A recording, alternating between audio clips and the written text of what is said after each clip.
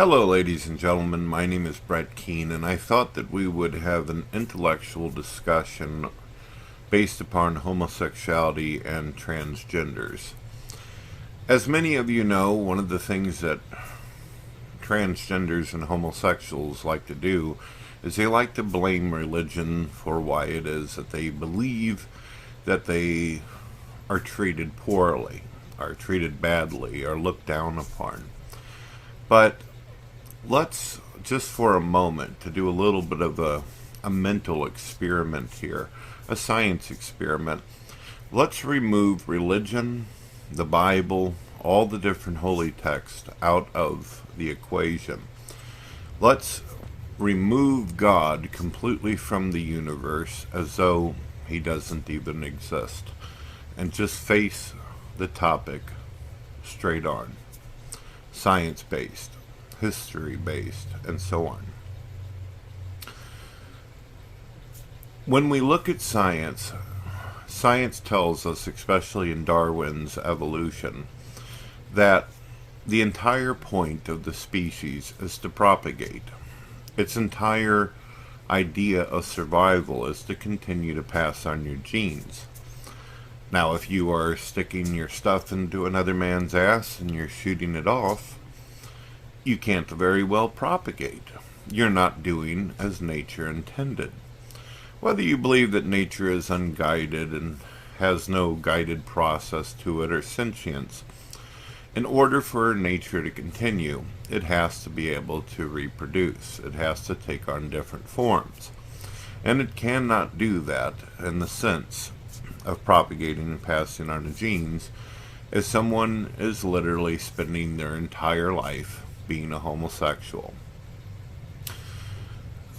The concept, at least in the human animal, as some would like to call it, is you have to have a male and you have to have a female. We have a blueprint in our DNA that makes us who we are. And through our experiences and through our moments, we become the person that we are. We are identified as a persona, as an identity, as who we are. Now, if someone comes into this world and they look in the mirror and they can't stand what nature has created for them, again, unprocessed, unguided, they look at their own chemicals and state, I don't like who I am, I'm not happy with who I am as a person, I'm not cool with my identity, then that's not some kind of religious problem. That is not a problem having to do with God. That is a problem with you and how you perceive reality. It is how you perceive yourself. You are your enemy. People who disagree with your lifestyle or people who disagree with the way you do things should be considered a natural instinct. When people get uncomfortable or they feel like they're awkward, they feel uncomfortable and awkward not because of just their religion or because of their view of God, because you are going completely against what nature intended for you. Now, when I say intended, I don't mean that nature wants you to be a certain way, but nature has made you a certain way in order for you to continue to survive and pass on your genes. And like I said before, you simply cannot do that if you're going around flaunting and acting like an animal in a parade and then sitting there shooting your load over everything but not propagating with that of a woman. And it's the same for lesbians out there. You're simply not going to be able to bring a child into this world with this type of mentality. And I listen a lot to some of these videos out there where people state it's not about sex. It's not about that. It's about loving people who are just happen to be the same gender, which is absolute horseshit. If you watch any of these parades or you watch any of these videos where there is a homosexual, lesbian, transgender, you will notice that one thing they talk about all the time is sex. Anal sex, why it stimulates them, why they get off on it. And they also try their damnedest to pretend to be something they're not, and they flaunt it over and over. There's never a time where you can talk to a gay person out there and actually have a conversation with them about any topic or subject without them making sure that they bring up their sexual desires. When I'm talking to a homosexual, they have to always let me know, guess what? I'm gay. Guess what? I like men. What are you going to do about it? They always have to make sure that they go into graphic detail about what it is that they like to do with the same gender. Now, are there straight people out there that do that? Yeah. You can usually find straight people in high school or kids who don't have a sense to mature, who will talk about women sexually and objectively. They will sit there and state, oh, yeah, I had me some pussy last night. I fucked that broad and she really, really got into it. But they do that because they're idiots and they don't have enough respect for themselves or the person that they partnered up with that night. So they talk like that. So what that tells me is whenever homosexuals feel that desire to constantly talk about what it is they're into, whether it be fisting or anal sex or whatever, you are advertising sex, not love. If you were to talk more about, I love being with this person because they complete me, or because they're important to me, they're my life, that would sound a little bit more like love. But talking about how you had sex last night, or why it is that you like dick, that doesn't tell me anything except for you're a lustful, disgusting pervert who feels the need to tell everybody about it and advertise your temptations and perversion. And that is usually what I see whenever I watch a lot of these videos out there. And also the need and desire to play a victim role. Oh goodness, people don't want to be around me, people don't want to talk to me, people don't want to do this because I'm this. That's what I referred to as the perpetual victim, the crybaby shit, in order for you to get even more attention brought to yourself. The fact is, according to stats and polls, homosexuals usually suffer violence by other homosexuals. It's literally homosexuals that hate themselves who go out and deliberately abuse other homosexuals. There's a lot of serial killers and rapists out there who have been identified as gay themselves, such as Jeffrey Dahmer, John Wayne Gacy, and so on. They would go out and they would rape young men and then they would fucking kill them because they themselves were homosexuals who hated themselves, who could not accept who they were, and it fucked their head all up, and then they decided that one of the ways that they gratify themselves sexually was to hurt other people. It is what it is.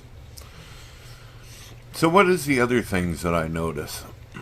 What is one of the other problems that I see? Homosexuals do not seem to understand why it is some people might find it strange for them to want to adopt children. Well, why would you want to adopt children for? Why would you want to bring a child into a scenario like that? If you really cared, why would you want them to be put in a way where they could get mocked or treated like shit? There's a lot of mothers out there who abort their own children because they feel like it would be inconvenient for the child to live under certain circumstances. There are women out there who will kill their own fucking fetus just so they don't have to have that kid go through a hard, difficult life, or themselves taking on the responsibility of doing it. Yet here you are, having sex with your partner every night and screaming and yelling on top of your lungs to whatever orgasms you get from you do, and you think it would be a smart idea to have a 10-year-old in the next room listening to this and watching you do this, and then the child being confused in their head on why they're doing it.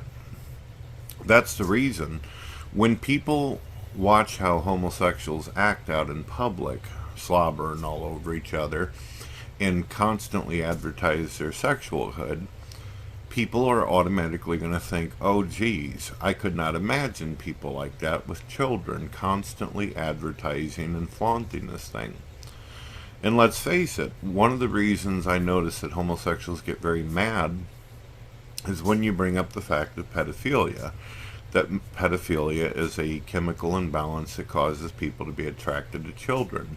Clearly, this isn't something anyone supports or endorses, and everybody thinks something's wrong with the wiring of the person to do it. So why would it be wrong chemically to imagine that someone who thinks it's love or proper or acceptable to do anal sex? Why wouldn't someone naturally think that this isn't helping human race survive, this isn't propagating the species, this is simply just downright dirty, perverted sex in order to stimulate yourself?